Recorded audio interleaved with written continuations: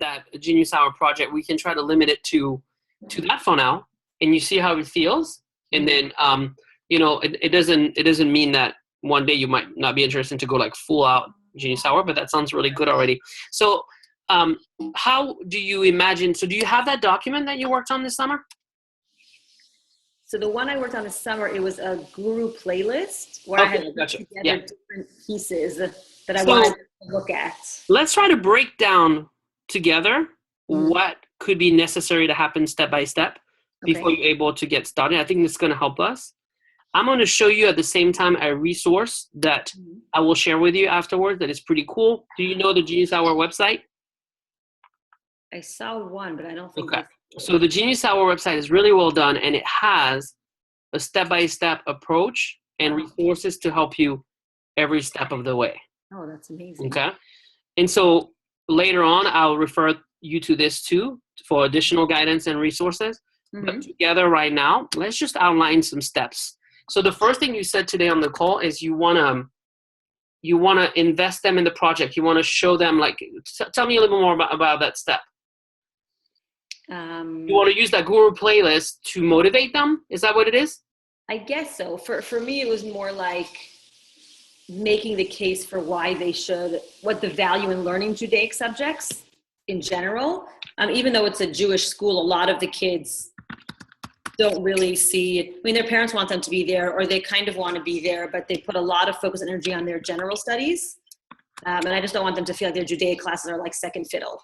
So it's more like make the case for the bigger value in it, I guess.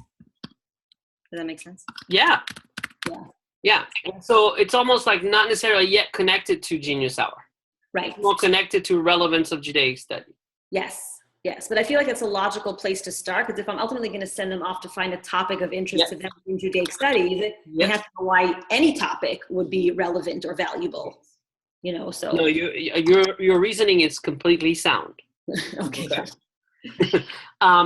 So you're imagining them doing this playlist somehow independently, and then you had, I think, inserted some assessment or questions within the playlist to get their feedback. Out of this playlist, how do you what do you hope to be able to do to build off of that time they spend? Do you imagine a discussion? Do you imagine, like, how do you transition from the playlist to the next step?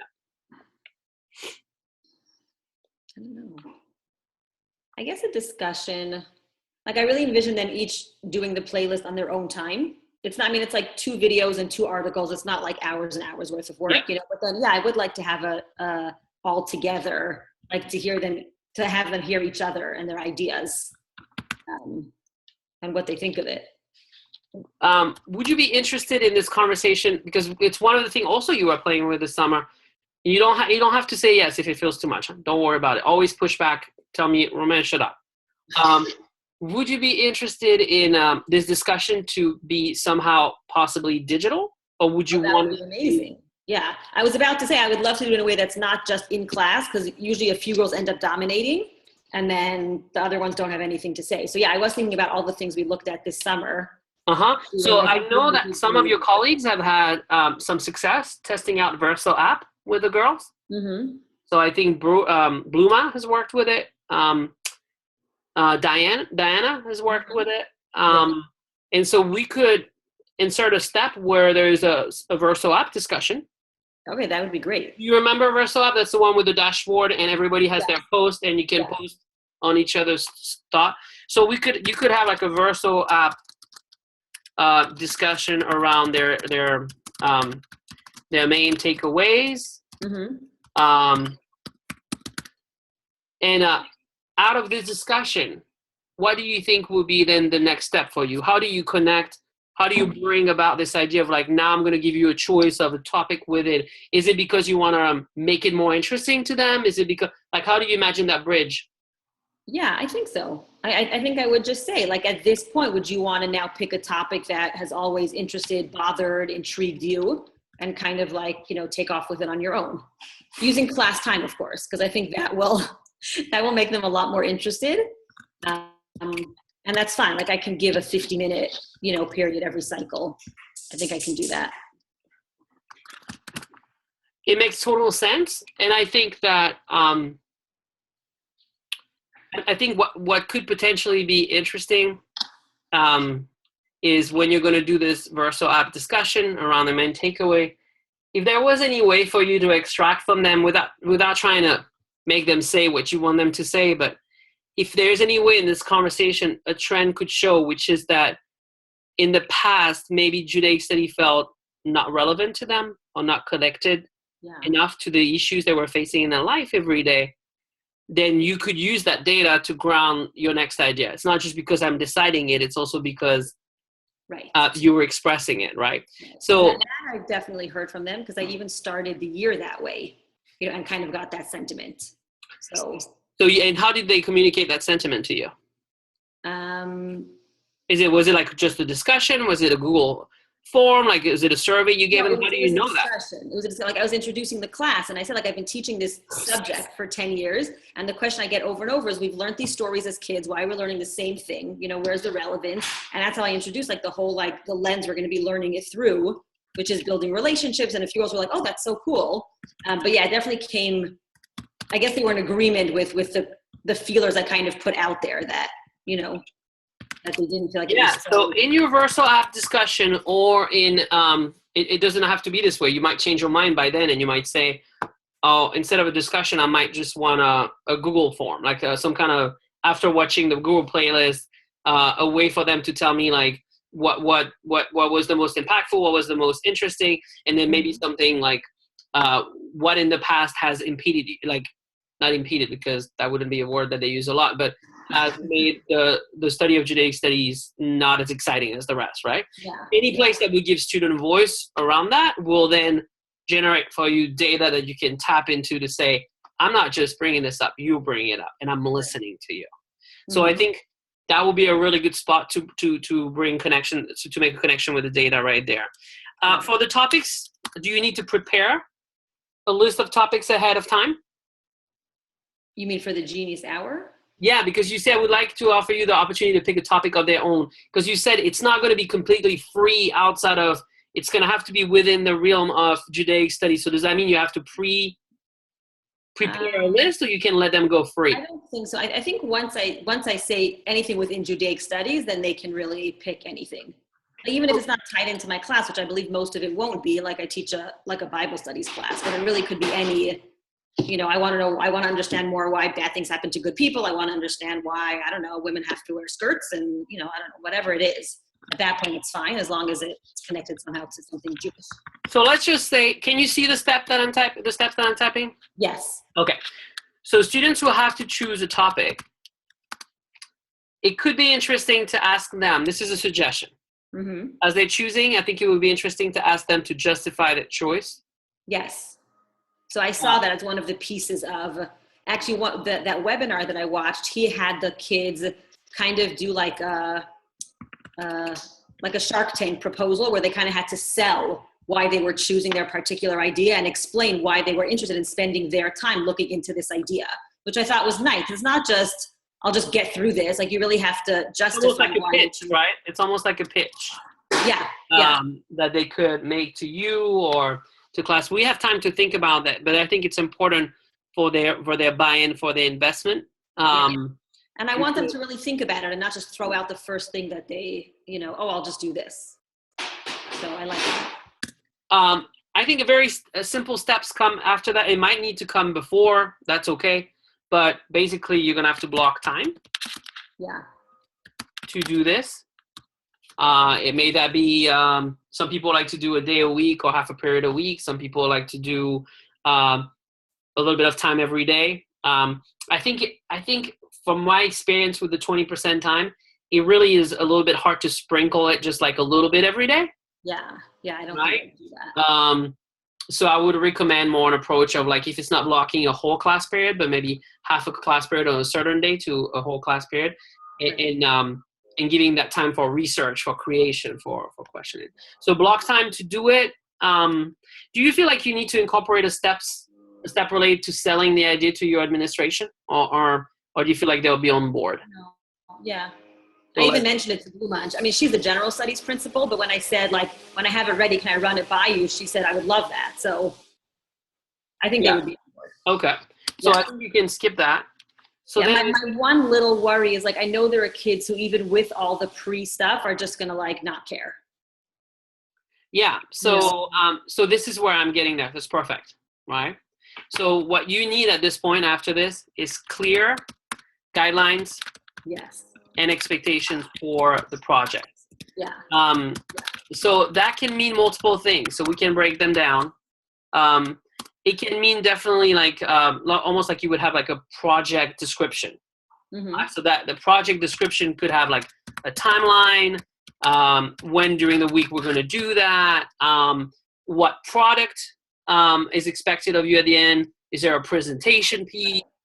Although I think at the end of each class time I give them, there has to be something. Right. To show that like you spent this 50 minutes working on.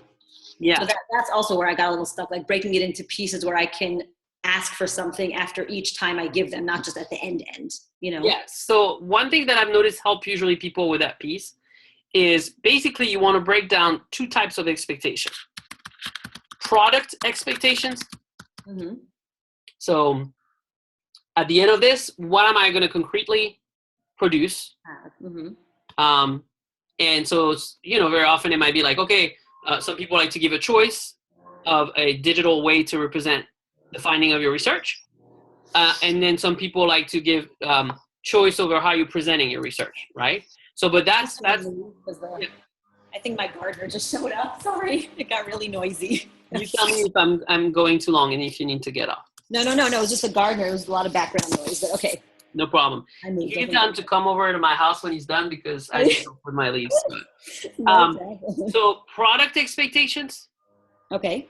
And for product expectation, as we say that, there are two things that goes that like type of product, but also criteria of quality. Yes. So basically like a rubric of some kind. Yeah. So if I'm going to ask you to make a presentation, then I'm going to make a really simple doc that you can see at the end to grade you. This is how to evaluate you. This is what I'm going to be looking for, so that you can have that. But the thing that people often forget and can make the process a lot harder is you also want to have some process expectation. Because before they can actually have a product, they're going to go through the work every week. And so if, let's say on Friday for half a period, every Friday or every Friday, we're doing Genius Hour, what is expected of you during that time? What are certain things that I'll be looking for in your ability to research independently, to ask questions, are you doing it individually? Are you collaborating with people? What role do I play as a teacher in this? That type of things. These are very important to incorporate. And actually on this website that I'll share with you in a later day, you'll see that it's interesting because when it comes to setting Genius Hour expectations, I was really surprised because she goes right in literally like the behavior expectation and the consequences for off-task performance. And it's somebody who has been doing Genius Hour for a while. So she doesn't try to sugarcoat it and say like, you know what, if you do this, they're all going to be in. No. She's very strategic about what are the positive things that happen if you buy into this, if you do it well, then this is what's going to happen if I don't see engagement for you during that time. Right. And I believe in this as well. Having done project-based learning in my class, you have to be really clear about what's going to happen to students if they're unproductive, if they're counterproductive to the atmosphere of the group, if they are relying on other people, and they just would put that all in the open, right? So that phase will be a really important one, and I can help you with this. I have helped teachers in the past doing this, and then I have some good websites too. So don't be too scared, but that might be a big chunk, right? I think that's important because that's part of like that could throw the whole thing off kilter, like those absolutely. Kids, you know. Yes. So step number 7 for me after this is launch and progress monitor. So we'll get to that, but when projects can be a little longer, students can tend to lose focus if they don't see that the teacher is really on top of progress. Right. So very simple strategies that I've seen in the past, like Jessie, our master teacher who has the Genius Hour strategy that I just pinned into your app. she has this process of having them blog. At the end of every research period, they have to blog about what they did and the progress that they've made. And she evaluates that, right? But so and then when they do the research, she has a one-on-one station in which she can meet with people. So let's say the week before that, people had blog with their progress, about the progress, and then she looked at that data and she sees some people that are just not doing enough. Then the next Friday, the first time we start, I'm going to meet with you, and we're going to talk about where you are. You know, that's so smart. Okay. Yeah. And so I think that's a lot of steps. That gives us a good start. Yeah. And so I think at this point, the thing I would like to add before, and you can think about that between now and next time, we will think about ways that we will know that you were successful or not, right? But things that you're looking to see improving in them with this project. And so here I'm seeing 2 that are already there, and we can change them. But students are able to identify an area of interest or passion that they would like to pursue and connect it to the content area. Seems pretty close to what you were saying. That sounds great. And we'll take the time to think about ways that we could measure that this is happening in them. So right now we're going to skip this step.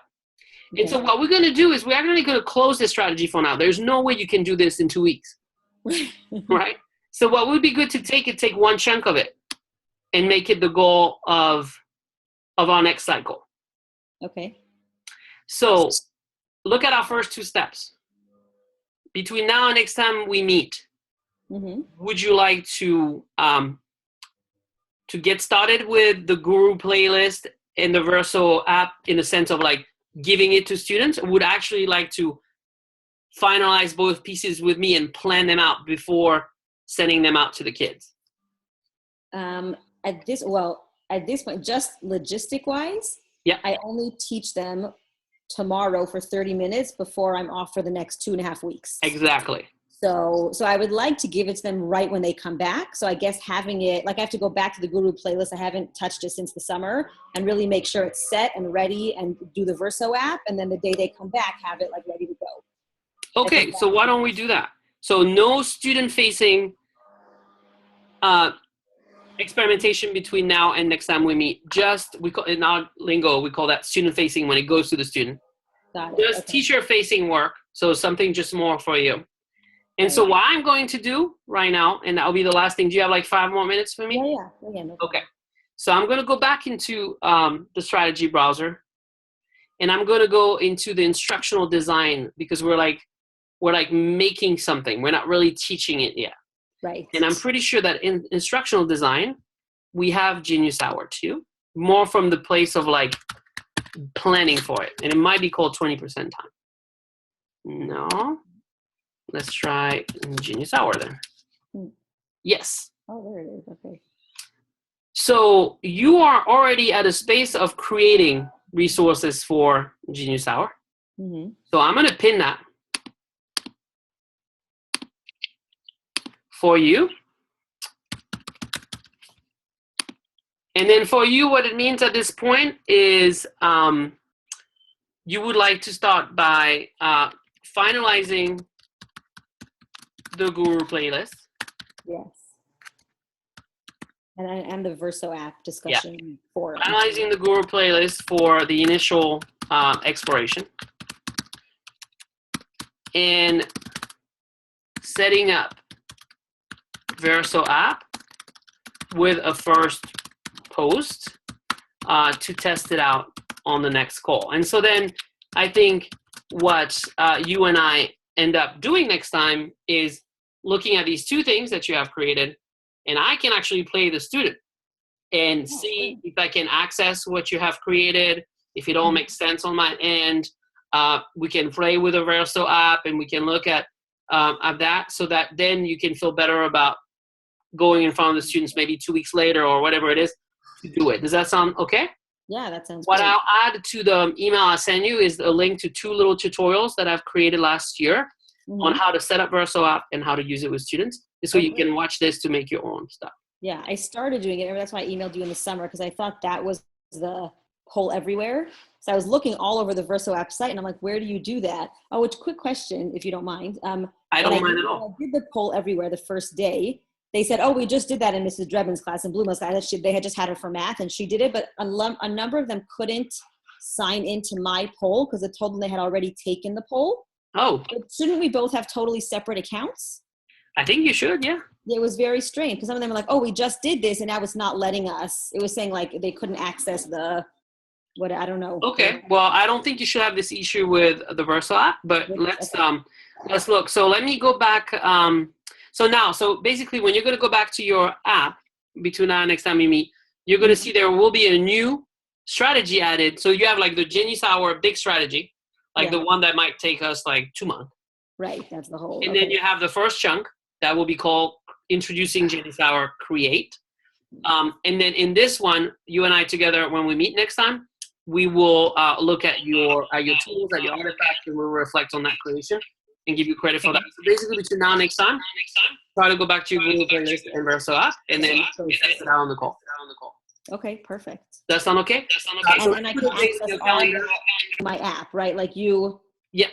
I can see each piece. Okay, I'm going to go. Absolutely. Yeah, you will be able to see each piece, and don't worry about uploading anything, I think, between now and then, because it really is something that we can look at together on the call next time. Okay, perfect. So do you want to meet 2 weeks from now, or with the holidays, will that be hard? 2 weeks from now. That is the week of October 16th. Right. That's right in the middle of the holiday. So you want to move after that? Yeah, I think so. So I have the week of the 23rd to the 29th. Are you still off? So we go back on the 27th, but I could do, the holiday ends the 25th. We're off the 26th, just a breather day. So that might work if you have time. What about, do you feel okay using your breather day to meet with me? Oh, half an hour. You sure? That's fine. Yeah. Okay. So is the time we had today a good time for you? I think so. So that's 11:30 your time. I have a meeting at that time. Do you have any flexibility to do it before that or after? A little earlier? Yeah, a little earlier would be great. So what would be great for me would be 1:30 my time. That's 10:30 your time. Okay, that sounds great. Okay, 10:30 to 11. 11, perfect. Yeah. And and that gives you a little time to think about this. And if you need anything between now and then, just send me an email, and I can always help a distance if you need any support. But I'll send the tutorial in my email too, so you have that. But never feel bad about asking for any additional help. I love to help. And that's in my calendar, and should be in yours as well. It's going to be in mine. After our last call, I went to put into my calendar, and it said conflict with another event, and I'm like, what could it be conflicting with? You had put it in already, so I'm like, oh, look at that. Oh, that's why. So I try to invite you so that you don't have to worry about this. No, that was great. So have a good Yom Kippur. Thank you. Have a reflective Yom Kippur. That's a good one. Thank you. No matzo ball soup that day. No. And you take care, okay? Thank you. Thank you so much. Thank you. Bye.